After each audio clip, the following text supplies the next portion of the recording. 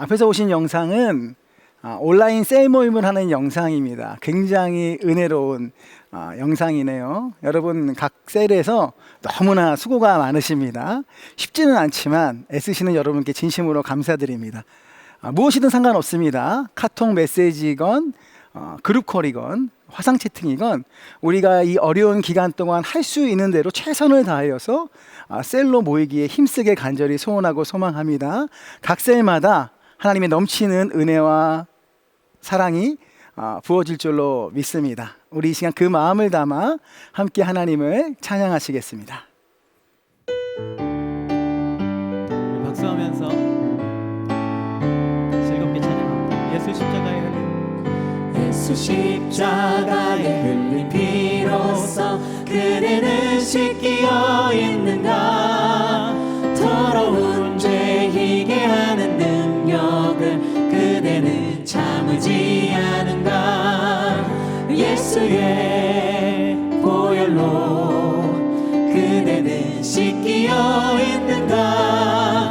마음속에 여러 가지 죄악이 깨끗이 씻기어 있는가. 주 예수와 밤낮으로 늘 함께 그대는 행동을 하는가. 아무 때나 어디서나 그대는 십자가 붙들고 있는가. 예수의 보혈로 그대는 씻기어 있는가. 마음속에 여러 가지 죄악이 깨끗이 씻기어 있는가. 주님 예수 다시 올 때 그대는 영접할 회복이 있는가. 그대 몸은 거룩한 곳 천국에 들어갈 준비가 됐는가. 예수의 보혈로 그대는 씻기어 있는가. 마음속에 여러 가지 죄악이 깨끗이 씻기어 있는가. 모든 죄에 더러워진 예복을 주 앞에 지금 나오소서. 샘물같이 솟아나는 보혈로 눈보다 더 이게 씻으라. 예수의 보혈로 그대는 씻기어 있는가. 마음속에 여러 가지 죄악이 깨끗이 씻기어 있는가. 예수의 보혈로 그대는 씻기어 있는가. 마음속에 여러 가지 죄악이 깨끗이 씻기어 3절부터 다시 한번 주님 예수 다시 올 때 예수 다시 올 때 그대는 영접할 회복이 있는가. 그대 몸은 거룩한 곳 천국에 들어갈 준비가 됐는가. 예수의 보혈로 그대는 씻기어 있는가. 마음속에 여러 가지 죄악이 깨끗이 씻기어 4절입니다. 모든 죄에 더러워진 예복을 주 앞에 지금 나오소서. 샘물같이 솟아나는 보혈로 눈보다 더 이게 씻으라.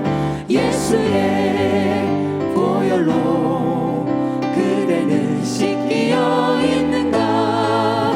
마음속에 여러 가지 죄악이 깨끗이 씻기어 있는가. 예수의 보혈로 그대는 씻기어 있는가.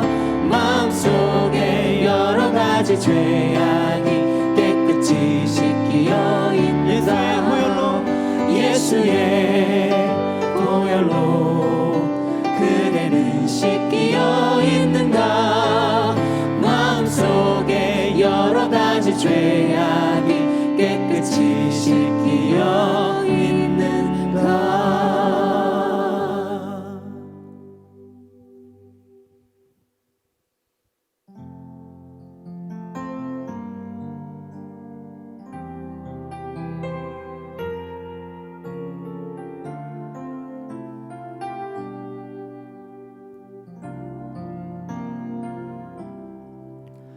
오늘 이곳에 계신 성령님 우리에게 말씀하시고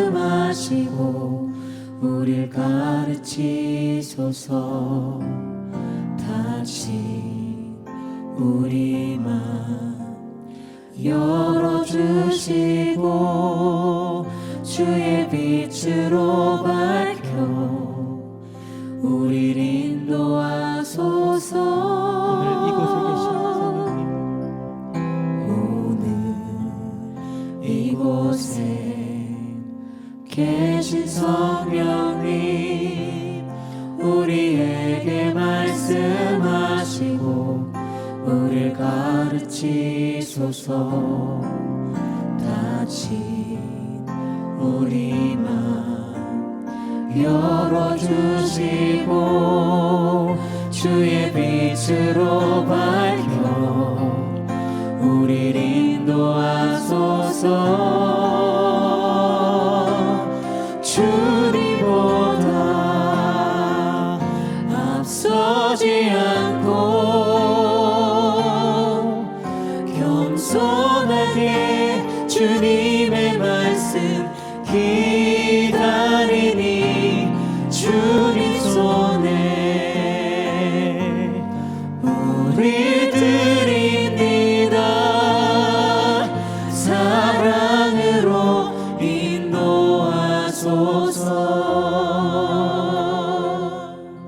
다시 한번 처음부터 고백하시죠. 오늘 이곳에 계신 오늘 이곳에 계신 성령님 우리에게 말씀하시고 우릴 가르치소서. 다시 우리 맘 열어주시고 주의 빛으로 밝혀 우릴 인도하소서. 주님보다 앞서지 않고 겸손하게 주님의 말씀 기다리니 주님 손에 우리 드립니다. 사랑으로 인도하소서. 주님보다 앞서지 않고 주님보다 앞서지 않고 겸손하게 주님의 말씀 기다리니 주님 손에 우리 드립니다. 사랑으로 인도하소서. 창조하신 모습 떠나느니라. 창조하신 모습 떠난 우리를 예수님과 함께 빚으소서.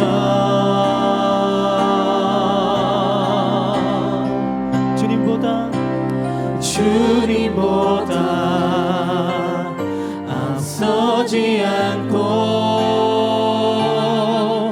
겸손하게 주님의 말씀 기다리니 주님 손에 우리 드립니다. 사랑으로 인도하소서. 주님보다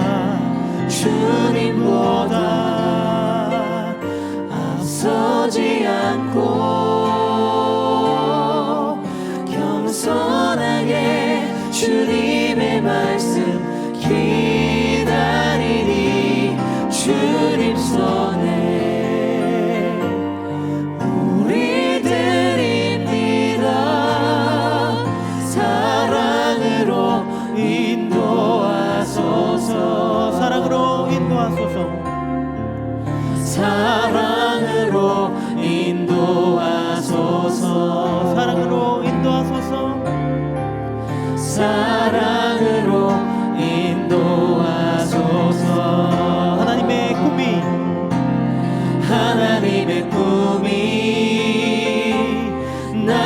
비전이 되고 예수님의 성품이 나의 인격이 되고 성령님의 권능이 나의 능력이 되길 원하고 바라고 기도하니. 우리 한 번 더 고백합니다.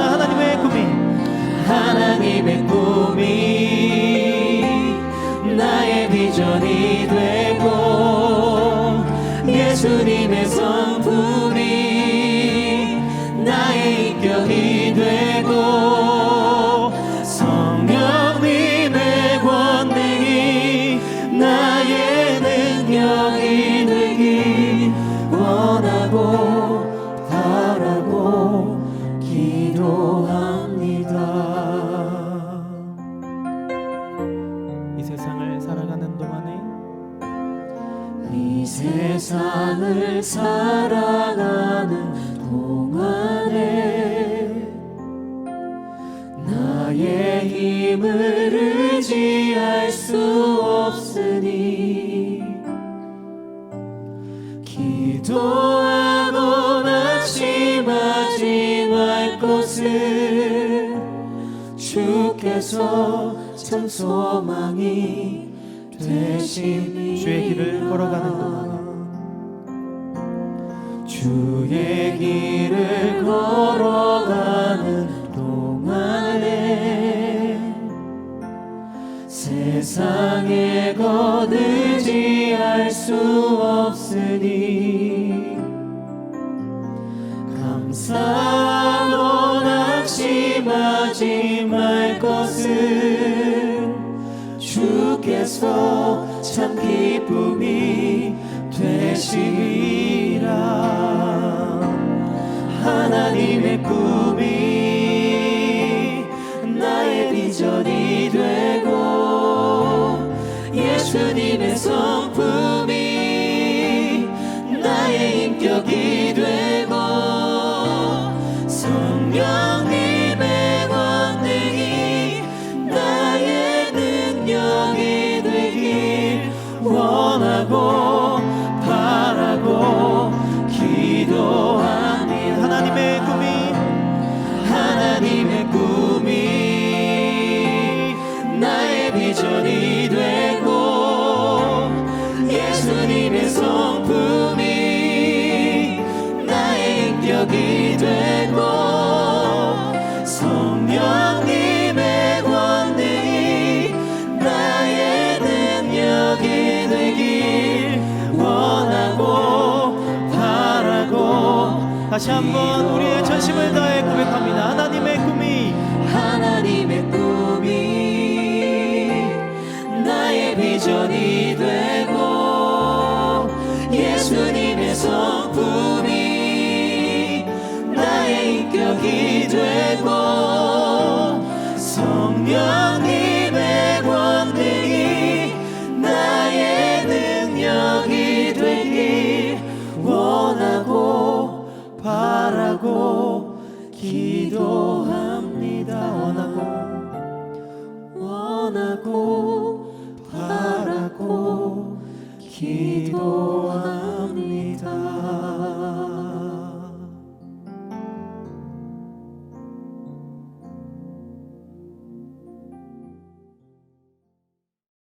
오늘 우리에게 주신 말씀은 사사기 14장 10절에서 20절 말씀입니다. 삼손의 아버지가 여자에게로 내려가매 삼손이 거기서 잔치를 베풀었으니 청년들은 이렇게 행하는 풍속이 있음이더라. 무리가 삼손을 보고 30명을 데려와서 친구를 삼아 그와 함께 하게 한지라. 삼손이 그들에게 이르되 이제 내가 너희에게 수수께끼를 내리니 잔치하는 이래 동안에 너희가 그것을 풀어 내게 말하면 내가 베옷 30벌과 겉옷 30벌을 너희에게 주리라. 그러나 그것을 능히 내게 말하지 못하면 너희가 내게 베옷 30벌과 겉옷 30벌을 줄지니라 하니 그들이 이르되 내가 수수께끼를 내면 우리가 그것을 들으리라 하매 삼손이 그들에게 이르되 먹는 자들에게서 먹는 것이 나오고 강한 자들에게서 단 것이 나왔느니라 하니라. 그들이 사흘이 되도록 수수께끼를 풀지 못하였더라. 일곱째 날에 이르러 그들이 삼손의 아내에게 이르되 너는 내 남편을 꾀어 그 수수께끼를 우리에게 알려달라 하라. 그렇지 아니하면 너와 내 아버지의 집을 불사르리라. 너희가 우리의 소유를 빼앗고자 하여 우리를 청한 것이 아니냐? 그렇지 아니하냐 하니 삼손의 아내가 그의 앞에서 울며 이르되 당신이 나를 미워할 뿐이요 사랑하지 아니하는도다. 우리 민족에게 수수께끼를 말하고 그 뜻을 내게 알려주지 아니하도다 하는지라.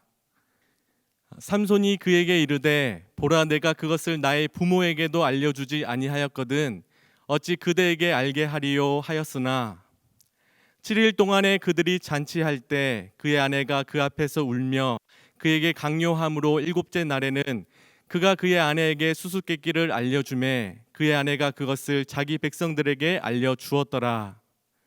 일곱째 날 해지기 전에 성읍 사람들이 삼손에게 이르되 무엇이 꿀보다 달겠으며 무엇이 사자보다 강하겠느냐 한지라. 삼손이 그들에게 이르되 너희가 내 암송아지로 밭갈지 아니하였더라면 내 수수께끼를 능히 풀지 못하였으리라 하니라. 여호와의 영이 삼손에게 갑자기 임하심에 삼손이 아스글론에 내려가서 그곳 사람 30명을 쳐 죽이고 노략하여 수수께끼 푼 자들에게 옷을 주고 심히 노하여 그의 아버지의 집으로 올라갔고 삼손의 아내는 삼손의 친구였던 그의 친구에게 준 바 되었더라. 아멘. 사사기 13장부터 16장까지 삼손의 이야기가 그려집니다. 삼손의 등장은 평범하지 않았습니다. 그는 굉장히 어려운 시기에 태어난 사사입니다. 어떤 시기일까요? 우리 13장 1절을 함께 보겠습니다. 이스라엘 자손이 다시 여호와의 목전에 악을 행하였으므로 여호와께서 그들을 40년 동안 블레셋 사람의 손에 넘겨주시니라. 여호와의 목전에서 악을 행하였다. 이 말은요, 사사기에서 아주 흔하게 반복되는 말입니다. 하나님께서 몇 년을 이스라엘을 블레셋 손에 넘겼다고 말합니까? 자그마치 40년입니다. 오랜 기간 동안 블레셋의 압제 가운데 이스라엘이 고통받았다는 말도 있지만 이스라엘이 너무나 악하고 악하여서 40년간이나 하나님께서 이스라엘을 내버려 두셨다는 두 가지 의미가 이 안에 담겨 있는 것이에요. 13장 5절은 이렇게 나왔습니다. 보라 내가 임신하여 아들을 낳으리니 그의 머리 위에 삭도를 대지 말라. 이 아이는 태에서 나옴으로부터 하나님께 바쳐진 나실임이 됨이라. 그가 블레셋 사람의 손에서 이스라엘을 구원하기 시작하리라 하시니. 13장 5절은요 삼손의 수태고지 장면입니다. 두 가지를 이야기하고 있어요. 첫 번째로는 삼손은 하나님께 바쳐진 나실인이 될 것이라는 것입니다. 삼손을 설명하는 아주 중요한 개념이 뭐냐면 나실인입니다. 나시리는요 나지르라는 히브리 단어에서 왔어요. 나지르는 구별된, 분리된 이런 뜻이 있습니다. 나시리는 반드시 지켜야 될 규례가 있습니다. 이 규례는요 민수기 6장에 기록되어 있는데 세 가지로 살펴볼 수 있어요. 첫 번째는 포도주와 독주를 멀리하라. 두 번째는요 삭도를 절대로 머리에 대지 말라. 세 번째는 시체를 가까이 하지 말라입니다. 두 번째로 삼손이 태어난 목적은 무엇이냐? 이스라엘을 블레셋의 압제와 고통으로부터 해방시키는 사사의 역할, 그 구원자의 역할을 감당하는 것입니다. 삼손은 태어나기 전부터 선택된 유일한 사사입니다. 그렇다면 삼손은 어떻게 살아야 한다는 것일까요? 나실이라는 구별된 삶을 살아야 할 뿐만 아니라 이스라엘을 구원해야 하는 구원자로서의 삶을 사는 것이 삼손이 태어난 목적과 이유라는 것이에요. 굉장히 구체적으로 성경에 그의 목적과 이유를 진술하고 있는 것입니다. 그 삼손이 태어나고 성장하여서 사사기 13장의 마지막 절인 25절에 보면 여호와의 영이 그를 움직이신 것을 볼 수 있습니다. 소라와 에스다올 사이 마하네단에서 여호와의 영이 그를 움직이기 시작하였더라. 이스라엘의 영적 상태가 최악으로 치닫고 있었어요. 아마 가장 강력하고 힘이 센 리더가 등장해야 될 중요한 타이밍이 분명합니다. 이 삼손의 특별한 탄생과 수태고지는 훌륭하고 강력한 해방자를 기대할 수밖에 없게 만들어요. 그러나 14장 1절에 나오는 삼손의 첫 번째 모습은 그 기대와 거리가 먼 모습임이 분명합니다. 14장 1절을 읽어드리겠습니다. 삼손이 딥나에 내려가서 거기서 블레셋 딸 중 한 여자를 보고, 삼손이 딥나로 내려갔다고 합니다. 딥나는요, 소라와 에스다올 사이에 그 블레셋의 도시를 말합니다. 블레셋 도시 그 적진에 침투하여서 삼손이 주님이 주신 그 힘과 능력으로 말미암아 블레셋을 다 무찔러야 마땅하지만, 우리는 그것을 기대하고 있지만 모두가 놀랍게도 삼손은 저기의 도시에 가서 엉뚱한 일을 하고 있습니다. 삼손이 지금 딥나의 한 여인 블레셋의 딸을 보고 마음이 빼앗겨 버린 것입니다. 그리고 삼손은 부모에게 가서 말도 안 되게 그 여인을 아내로 삼고 싶다라고 말합니다. 문제가 무엇입니까? 이스라엘 백성에게조차도 금했던 이방 여인과의 결혼일 뿐만 아니라 40년간 잔혹하게 이스라엘을 짓밟았던 블레셋과의 결혼이 말이 안 되는 거죠. 삼손은 나실인이자 사사임에도 불구하고 말도 안 되는 것을 요구한 것입니다. 삼손의 부모가 당연히 반대했겠죠.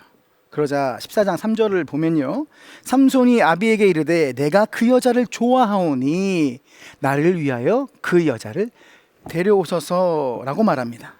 삼손이 딥나 여인을 보고요, 결혼하고자 했던 것은 딱 한 가지입니다. 내가 그 여자를 좋아하오니. 이것을 직역하면요, 그 여자가 내 눈에 좋사오니입니다.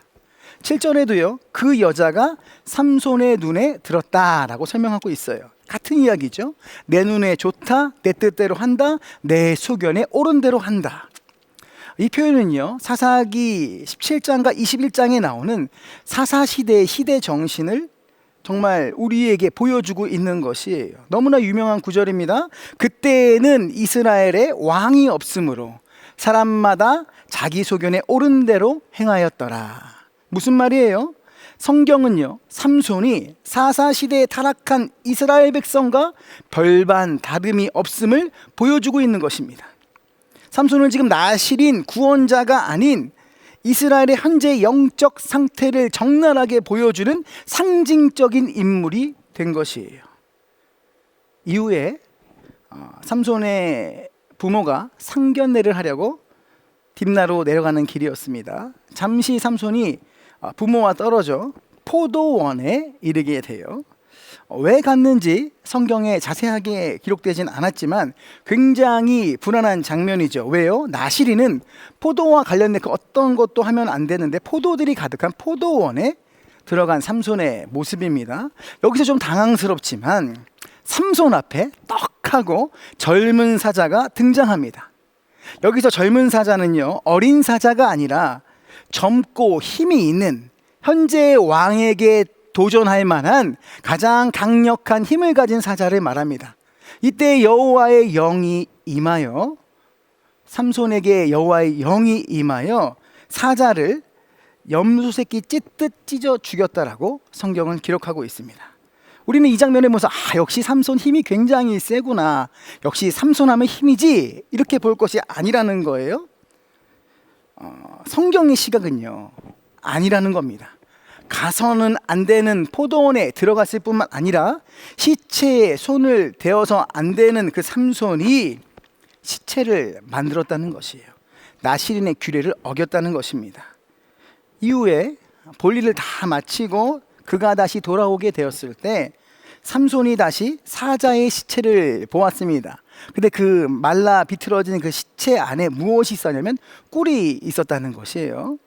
꿀은 고대 근동에서 굉장히 귀한 것이었습니다. 성경은 분명히 기록합니다. 시체에 손을 대면 안 되지만 삼손이 손으로 그 꿀을 먹었다라고 나옵니다. 뿐만 아니라 그 꿀을 가져다가 부모님께 말도 하지 않은 채, 출처도 밝히지 않은 채 나눠주는 모습이 나옵니다. 무슨 말이에요? 부모까지도 부정하게 만드는 삼손이라는 것이죠. 10절에 보면요, 삼손이 다시 아버지와 함께 딥나로 내려가는 장면이 나옵니다. 왜 내려가냐면 이제는 결혼식을 하기 위해서 내려가는 것이에요. 이 결혼식은 유대인의 풍습이 아니라 블레셋의 풍습대로 결혼식을 하는 것이에요. 블레셋의 풍습은 무엇이냐면 신부의 집에서 신랑이 잔치를 베푸는데 자그마치 7일 동안 베푸는 것이라는 것입니다. 10절에 기록된 잔치라는 단어의 히브리 단어는요, 미시테입니다. 미시테. 이 단어의 기본적인 뜻이 무엇이냐? 마시다라는 뜻이에요. 뭘 마실까요? 그렇습니다. 술이에요. 술. 그 결혼식은 일주일 동안 술잔치가 열린 것이에요. 술이 넘치는 잔치. 삼손 역시 함께 먹고 마시며 구별되지 않고 가나안의 문화에 젖어 있는 삼손의 모습을 적나라하게 보여주는 것입니다. 사랑하는 여러분, 삼손의 이야기를 계속 읽어가다 보면 우리의 마음이 좀 불편해지는 것 같아요. 삼손은 그 어느 구석에서도 하나님의 사람 나신으로 구별된 모습을 찾아볼 수가 없습니다. 하나님이 그를 들어서 이스라엘을 구원하겠다 사사로 세우셨음에도 불구하고 수태고지를 하시고 하나님의 영에 임했음에도 불구하고 믿음의 영웅적인 모습은 전혀 찾아볼 수가 없더라는 것이에요. 오히려 나약해요. 어쩌면 우리보다 못해 보일 때가 많다라는 것입니다. 왜 저러나 싶은 게 있어요. 삼손은 계속 넘어지는 삶을 살고 있고 실패하는 삶을 살고 있다라는 것입니다.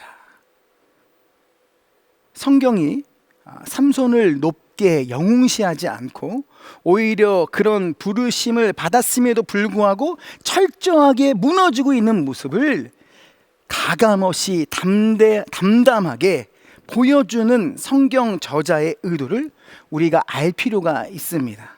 이것은요, 어쩌면 우리들의 삶이 그렇다라는 거예요. 우리를 좀 돌아보라고 이 삼손의 이야기를 통하여 이야기하고 있는 것입니다. 우리는 어떤 존재입니까? 에베소서 1장 4절을 보면요, 곧 창세전에 그리스도 안에서 우리를 택하사 우리로 사랑 안에서 그 앞에 거룩하고 흠이 없게 하시려고 라고 나왔어요. 우리의 정체성은 무엇입니까? 창세전에 그리스도 안에서 택함 받은 자라는 거예요. 여러분 믿으십니까? 내가 하나님께 이런 목적을 가지고 태어났는데 하나님이 나를 특별히 찾고 불러주시고 자녀 삼아 주셨음에도 불구하고 나는 성도라는 위대한 사명을 맡겨주셨음에도 불구하고 나의 사명과 소명은 잊은 채 여러분 지금 방황하고 있지는 않은지요.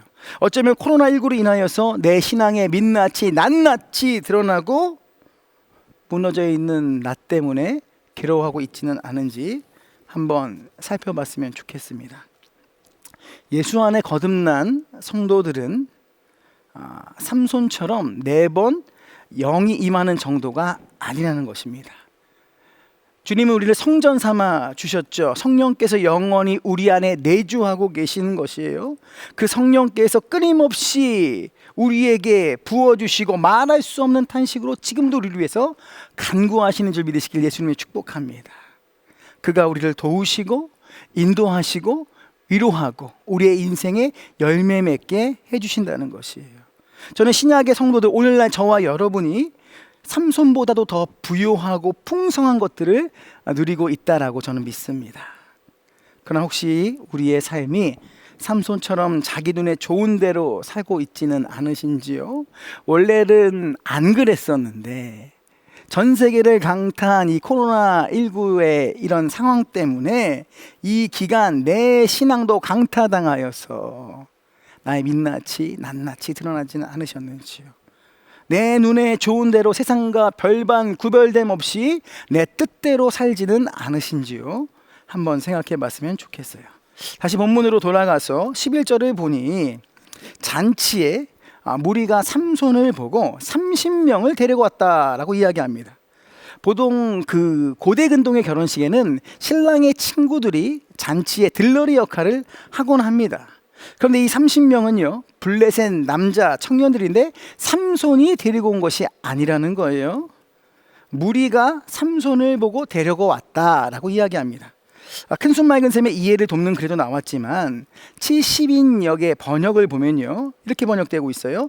무리가 삼손을 두려워하여 라고 나와 있습니다. 삼손의 모습이 꽤나 위협적으로 보였나 봅니다. 그들은 어리석게도 30명이면 충분히 제압할 수 있을 것이라 착각했을지도 모르겠어요.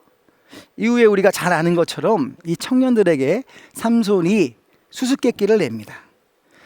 수수께끼는 왜 내냐? 결혼식 기간이 7일이잖아요. 굉장히 긴 시간인데 이 지루하지 않게 잔치의 흥을 돋구기 위해서 고대 근동의 결혼식에는 수수께끼를 내곤 했다고 해요. 삼손도 역시 마찬가지로 수수께끼를 냅니다. 어떤 문제를 냈냐? 14장 2절을 보겠습니다. 삼손이 그들에게 이르되 이제 내가 너희에게 수수께끼를 내리니 잔치하는 이래 동안에 너희가 그것을 풀어 내게 말하면 내가 베옷 30벌과 겉옷 30벌을 너희에게 주리라. 7일 동안 풀어서 맞추면 상품을 준다는 거예요. 상품은 무엇이냐? 베옷 30벌과 겉옷 30벌이라는 것입니다.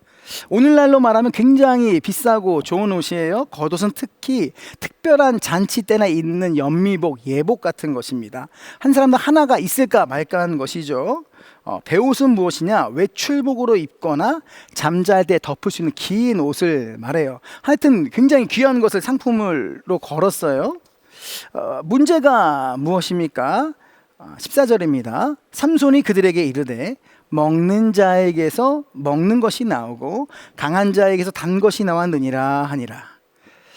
그들이 사흘이 되도록 수수께끼를 풀지 못하였더라. 먹는 자에게서 먹는 것이 나오고 강한 자에게서 단 것이 나온다. 그들은 전혀 알 수도 풀 수도 없는 문제를 삼손이 낸 것입니다. 이런 문제를 낸 것 자체가 문제인 거죠. 왜죠? 삼손이 딥나를 오고 가는 길에 겪은 너무도 주관적인 이야기, 자기의 경험을 문제로 냈기 때문입니다.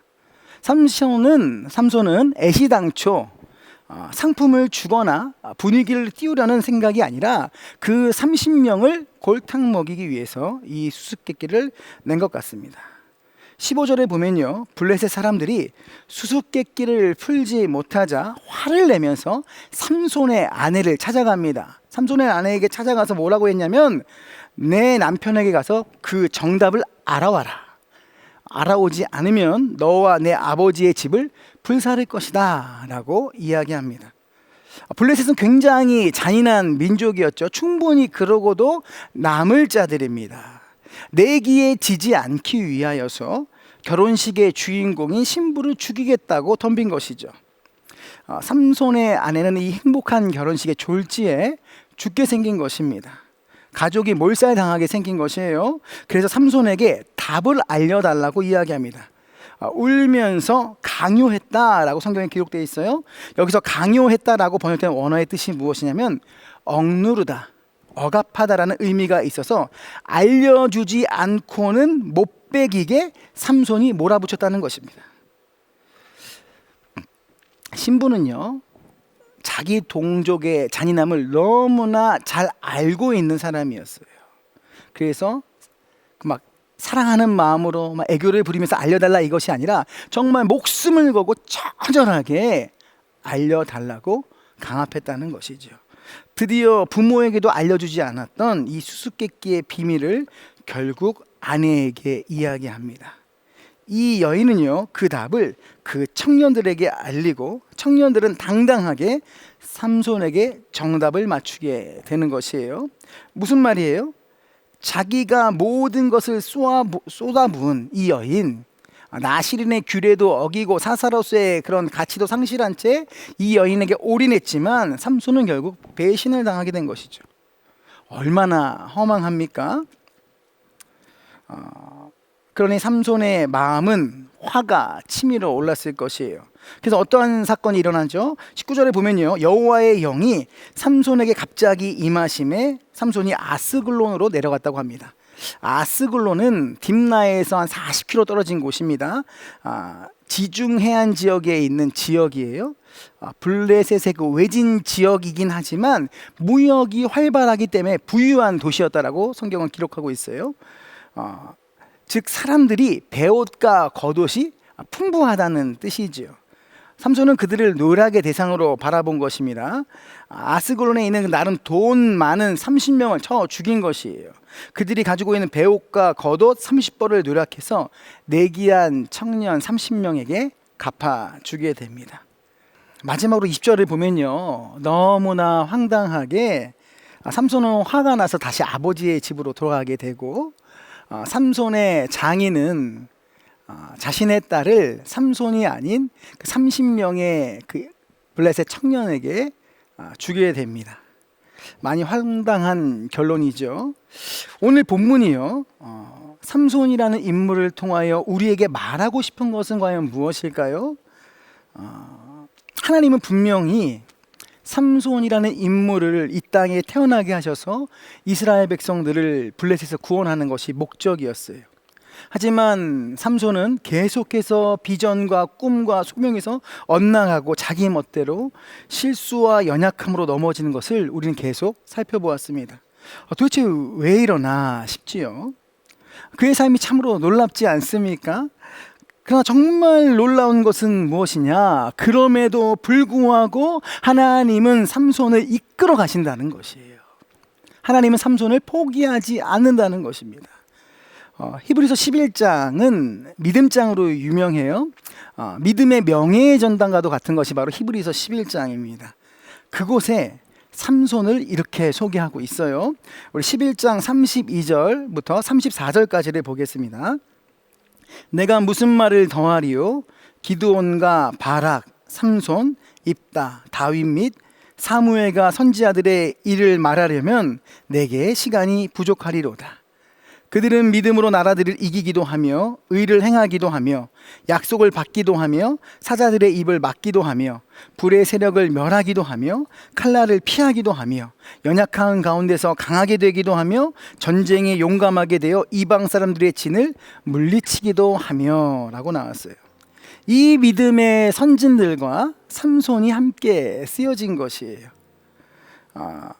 다윗, 사무엘, 입다, 라합, 이런 신앙의 위인들 속에 삼손이 함께하는 것이에요. 허물투성이 삼손이 믿음의 명예의 전당에 떡하니 함께 앉아 있는 것입니다. 어쩌면 이것이 하나님의 신비한 방법이라고 저는 생각합니다. 그런 수많은 연약함에도 불구하고 하나님은 그런 삼손을 주님의 정하신 대로, 작정하신 대로 사용하신다는 거예요. 우리가 아무리 초라하고 내 눈에 좋은 대로 행하는 부족한 인생일지라도 하나님은 그런 인간의 연약함과 실수를 뚫고 들어가시면서 하나님의 사랑과 성실과 신실하심을 중단하신 적이 단 한 번도 없다는 것이에요. 그것이 삼손의 허물 속에서 일관되게 우리에게 보여주는 하나님의 사랑이라는 것입니다. 은혜입니다. 이것이 은혜이지요. 사랑하는 여러분, 그 사랑, 그 은혜가 오늘 우리에게 동일하게 주어지는 거예요. 그리스도의 그 사랑으로 그의 용납하심이 오늘 지금 이 순간 여러분에게, 저에게 부어진다는 것입니다. 우리의 어떠함이 아니에요. 우리의 연약함이 아니에요. 우리의 잘남이 아니에요. 하나님의 무조건적인 그 사랑, 우리의 모든 연약함을 뚫고 일하시는 하나님의 그 작정하심인 줄 믿으시길 예수님으로 축복합니다. 사랑하는 여러분, 이것을 믿으시고 주의 자녀답게 여러분의 각자의 삶의 자리에서 가정과 삼토와 일터에서 여러분의 정체성, 소중한 여러분의 정체성, 하나님 나라의 백성답게 살아내 주시기를 간절히 축복합니다. 비록 내가 이 기간 동안 연약해 보이고 많이 무너진 것 같고 괴롭고 내가 정말 이것밖에 안 되나, 내 처절한 민낯을 내가 보았을지라도 괜찮습니다. 그 모든 연약함을 뚫고 일하시는 하나님을 의지하여 담대하게 오늘도 승리하시는 여러분 되시기를 예수님의 이름으로 축복합니다. 아멘. 두 가지 질문을 본문에도 이해하기 위해서 드리도록 하겠습니다. 첫 번째로는 나의 삶에서 삼손처럼 하나님이 주신 사명과 상관없이 내 눈에 좋은 대로 나의 유익을 위하여 따랐던 세상의 방식은 무엇입니까? 두 번째는 우리의 모든 연약함을 뚫고 우리를 이끄시는 하나님을 신뢰하며 삶의 자리에서 하나님의 자녀로 우리는 어떠한 삶을 살아내야 되겠습니까? 잠시 묵상하시겠습니다.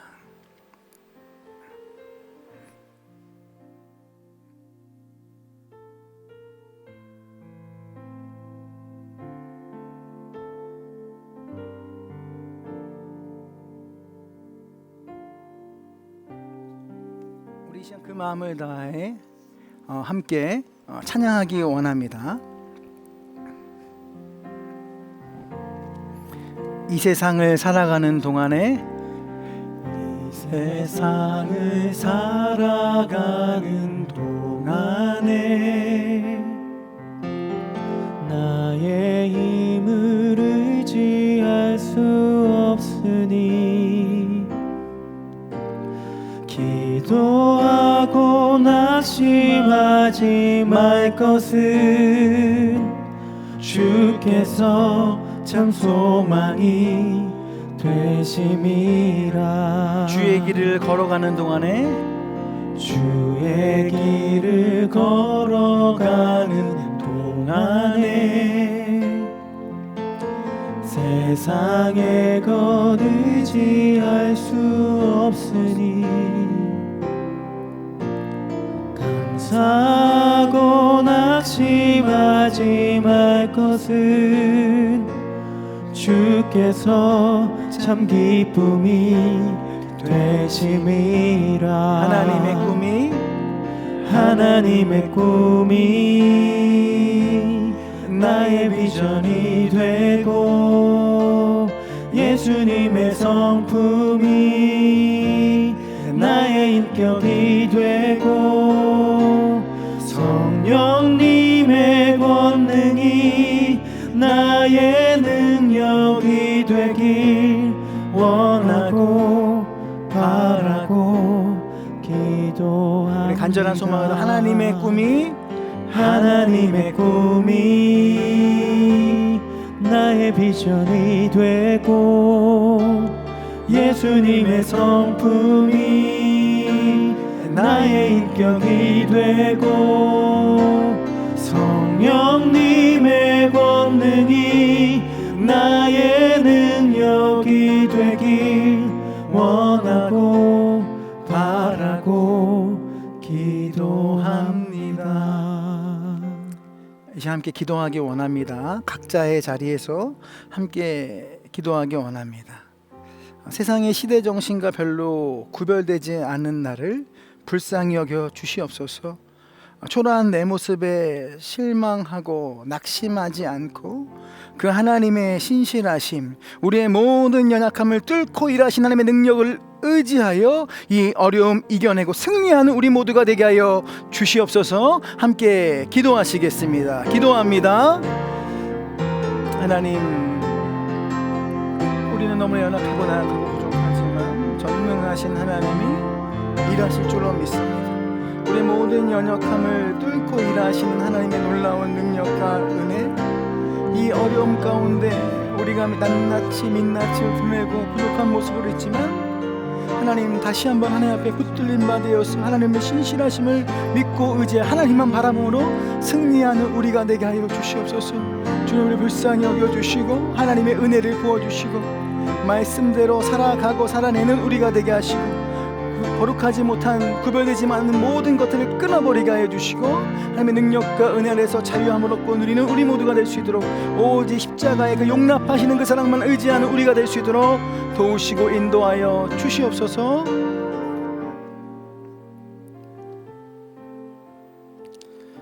전능하신 하나님, 하나님의 사랑이 우리의 모든 연약함을 뚫고 일하시는 줄 믿습니다.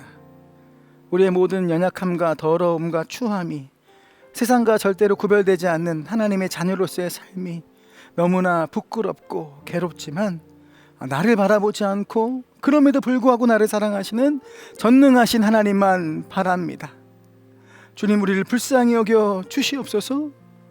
하나님, 우리에게 새 힘 더하시고 성령으로 충만케 하사 하나님을 붙들고 하나님을 신뢰하며 나아가는, 하나님만 바라보며 나아가는 우리가 되게 하여 주시옵소서. 사랑하는 성도님들의 모든 가정을 주님이 지키시고 보호하여 주시옵소서. 사랑하는 자녀들을 붙드시고 인도하여 주시옵소서. 생업 가운데 함께하여 주시옵소서. 건강을 지키시고 보호하여 주시옵소서. 우리의 모든 영적 상태 가운데 주님 성령의 충만함을 함께하사 세임 더하여 주시고, 이 모든 상황이 다 물러가고 함께 모여 함께 예배하는 우리가 되게 하여 주시고, 더 진실된 믿음과 마음을 가지고 각자의 자리에서 할 수 있는 최선의 것을 다하여 하나님께 나아가는 우리가 될 수 있도록 도우시고 인도하여 주시옵소서. 모든 영광 주께 올려드리며 예수님의 이름으로 간절히 기도합니다. 아멘. 광고하겠습니다. 다음 주부터는 수요 기도회에 변화가 있습니다. 주일 예배와 같이 수요 기도회가 오전 10시와 오후 8시에 인터넷 생방송으로 진행되어집니다. 더 큰 은혜를 사모하면서 오전 10시와 오후 8시에 뵙도록 하겠습니다. 감사합니다. 축도함으로 수요 기도회를 마치도록 하겠습니다. 우리 주 예수 그리스도의 은혜와 우리의 모든 연약함을 뚫고 일하시는 하나님의 그 극진하신 사랑하심과 성령 하나님의 감화감동 교통 충만케 하신 그 은혜와 은총이 사랑하는 성도님들의 모든 가정과 삼터와 일터 위에 영원토록 함께 있을지어다. 아멘.